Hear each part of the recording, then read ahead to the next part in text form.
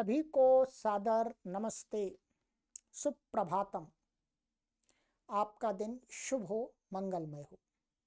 आइएगा इस प्रातः काल की पावन बेला में वैदिक विनय मंत्र स्वाध्याय की श्रृंखला में एक वेद मंत्र का स्वाध्याय करते हैं। आज का हमारा जो मंत्र है उसकी शिक्षा है प्रभु कृपा से। मंत्र है ओम उतनः सुभगा अरिर्वोचेयुर्दस्म कृष्टयः श्यामेदिन्द्रस्य शर्मणि। यह मंत्र ऋग्वेद में आया है। विनय, हे पापों और बुराइयों का उपक्षय करने वाले जगदीश्वर, तुम्हारी कृपा से मैं इतना उच्च हो जाऊं कि मेरी अच्छाइयों का बखान मेरे शत्रु भी करें। मेरी ओर से तो मेरा कोई शत्रु नहीं होना चाहिए, परंतु जो मेरे प्रतिद्वंद्वी हैं, जिनके विचार मेरे विचारों से नहीं मिलते, जो मेरे वायुमंडल से बिल्कुल उल्टे वायुमंडल में रहते हैं, उन मेरे विरोधी भाइयों के लिए यह स्वाभाविक होगा कि उनके कानों में सदा मेरे अवगुण ही पहुँचे और उनका दृष्टिकोण ही ऐसा होगा कि उन्हें मेरी बुराइयां ही सहज में दिखाई देवें।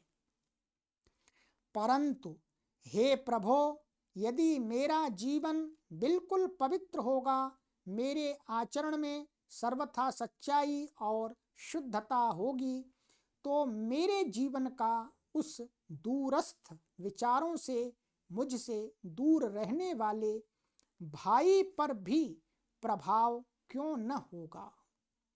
बस हे प्रभो, मेरे अंदर से सब बुराइयों का नाश करके मुझे ऐसा उच्च बना दो कि जो मुझसे अत्यंत विपरीत परिस्थिति में रहते हैं, उन पर भी मेरी अच्छाई की उच्चता की छाप पड़े बिना न रहे। सामान्य मनुष्य तो मुझे अच्छा कहेंगे ही, मेरी स्तुति करेंगे ही, परंतु इन विरोधियों के अंतःकरण भी हम मेरी विशुद्धता को पहचाने। यही इच्छा है। अपने सच्चे विरोधियों से जो यश मिलेगा वह खरा यश होगा, पक्का यश होगा। उसमें अत्युक्ति आदि का खोट न होगा। मित्रों और उदासीनों से तो जो यश मिला ही करता है, उसमें कुछ विशेषता नहीं, उसका कुछ मूल्य नहीं। परंतु हे प्रभो, इस यश को पाकर मैं फूल न जाऊं, खुश न हो जाऊं, तुम्हें भूल न जाऊं, वरन इस यश को भूला रहकर सदा तुम्हारी ही याद में सुखी रहूंगा। यह यश मेरी विशुद्धता की पहचान मात्र होगा। यह मेरे सुख का कारण कभी नहीं होगा। मेरा सुख तो तुम्हारी शरण में है। बाहरी दुनिया चाहे मेरी घोर निंदा करे, मुझे अपमानित करे, तो भी मैं तेरे प्रसाद से पाए सुख से वैसा ही सुखी रहूंगा जैसा कि बाहरी यश पाने पर। मेरा सुख या दुख बाहरी यश या अपयश पर अवलंबित न होगा। हे प्रभो, ऐसी कृपा करो कि तुझ परमेश्वर की प्रसन्नता से पाए हुए सुख में ही मैं सदा सुखी, आनंदित और संतुष्ट रहूं। बाहरी यश द्वारा सुख पाने की चाह मुझ में कभी उत्पन्न न हो। बाहरी यश मिलते रहने पर भी उस यश से सुख पाने की चाह मुझ में कभी उत्पन्न न हो। मैं तुम्हारे ही सुख में रहूं। शब्दार्थ है, 10वां, हे पापनाशक इंद्र, आरेहि उत शत्रु भी नः सुभगान वोचेयुः।